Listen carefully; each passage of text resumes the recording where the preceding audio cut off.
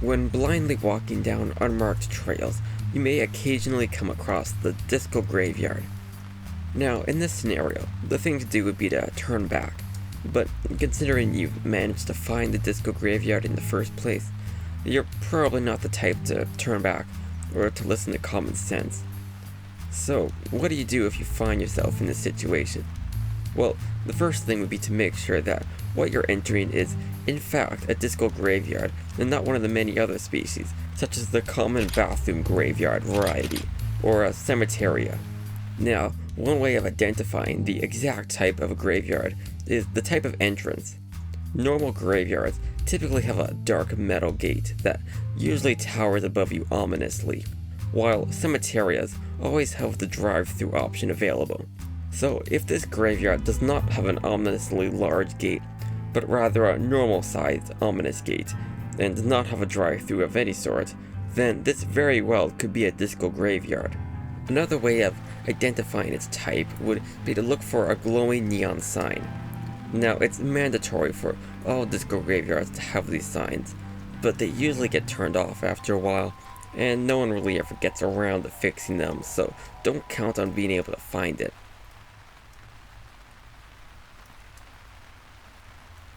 After confirming the graveyard you are now entering is, in fact, a disco graveyard, which, by the way, is one of the most dangerous types of graveyards, the next thing to do is to consider the weather, as this can play a crucial role in your plans ahead. For example, if the weather is misty, rainy, and bright, you'll have a much easier time and can make a decent amount of noise. Whereas if the weather is dark, with little or no rain, then you'll have to be a bit more on the careful side. Alright, so I guess I should mention the noise thing, since that's going to be something that comes up quite a bit throughout this. Yeah, so things around here are really sensitive to sound. They're also mildly stupid, so they can easily mistake any sound for music. Because of this, you'll need to be careful not to do any music-related thing, like humming, or talking in a sing-songy way. Even tapping your fingers, if you have any, can easily attract things, so try to be quiet. And same goes for if you hear anything. Now, you probably don't have to worry about that, as there isn't many sources of sound in this place, during the day hours at least. But if you were to, for some reason, hear something almost like music in the fog, slowly getting louder, then it's best to run as fast as possible. But again, this is unlikely, so don't worry about that. Now, back to why the weather matters. See, if it's raining, that will cover up your noise quite a bit, allowing you to do things you wouldn't normally be able to get away with, such as skipping. However, if the sky is dark and cloudy, this will increase the chances of things mistaking it to be nighttime, which can make them more active.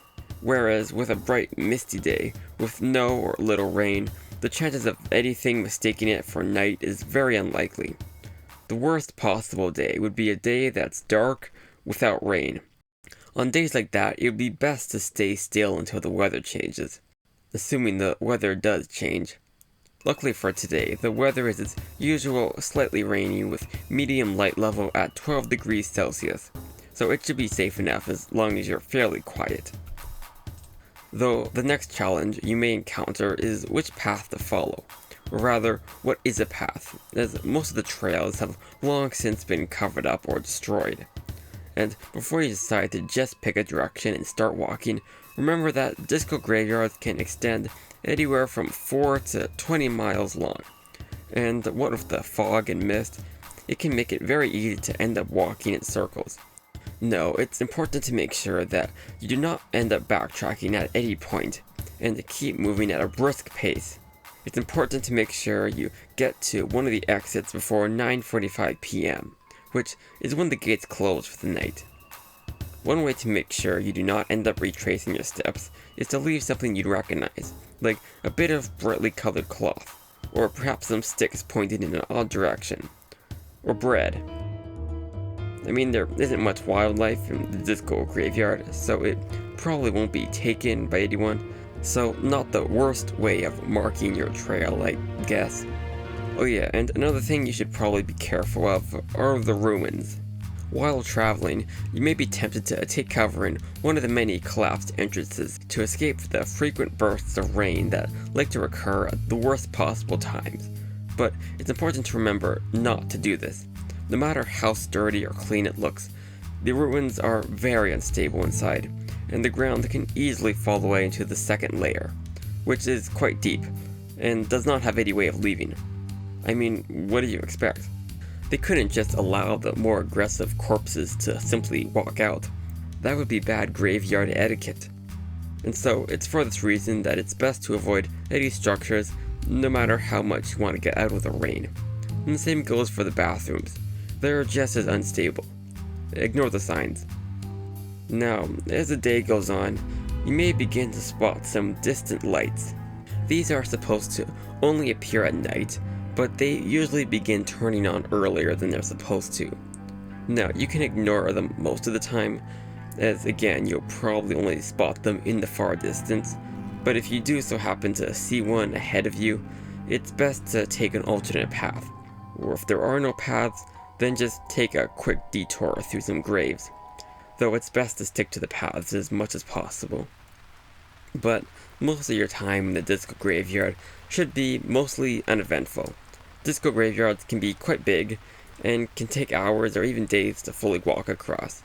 So, in the meantime, let's go over some fun facts about this place, because some of these facts are very fun. Like, fun fact, did you know there are thought to be over 98,000 bodies buried in the surface?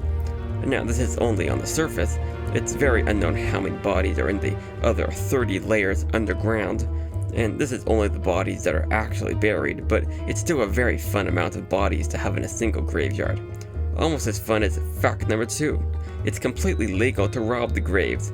Now, this is a great opportunity for grave robbers of any kind to have some nice bonding time together digging up graves.